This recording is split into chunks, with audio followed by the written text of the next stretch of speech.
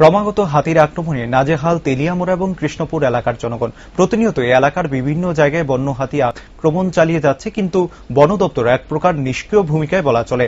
শুক্রবার গভীর রাতে ফের বন্য হাতি তাণ্ডব চালায় তেলিয়ামুড়া থানাধীন দক্ষিণ কৃষ্ণপুর গ্রাম পঞ্চায়েত এবং মাইগঙ্গা গ্রাম পঞ্চায়েতের অধীন তেলিয়ামুড়া ডিএম কলোনি এলাকায়। এই বন্য হাতির তাণ্ডবের ফলে দুইটি গ্রামের পঞ্চায়েতের অধীন বসবাসকারী 5 জনের বসতঘর সহ নানা প্রয়োজনীয় জিনিসপত্র প্রচন্ড পরিমাণ ক্ষয়ক্ষতি হয় বলে জানা যায়।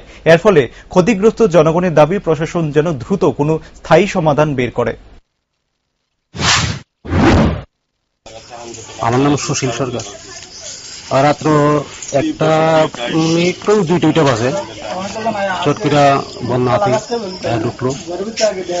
সেটা এই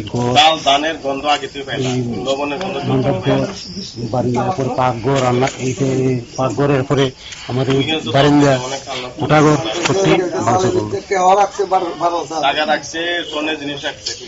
কোন এরিয়া?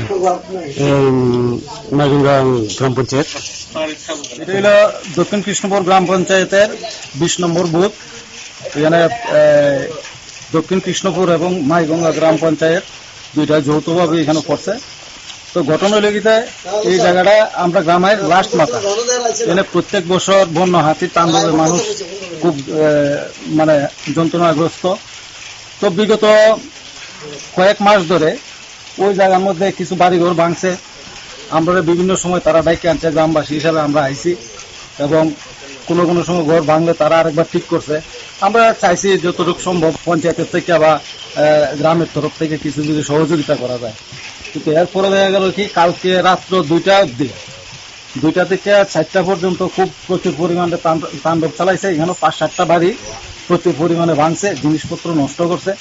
তো তারা আজকে কান্নাকাটি শুরু করছে এবং দলের কাছে, বিভিন্ন রাজনৈতিক দলের কাছে এবং পঞ্চায়েতের কাছে হাত জোর করছে যে আমরা কিভাবে বাঁচতাম পারে, আমরা আপনারা একটা সহযোগিতামূলক একটা আশ্বাস দেন, এই ধরনের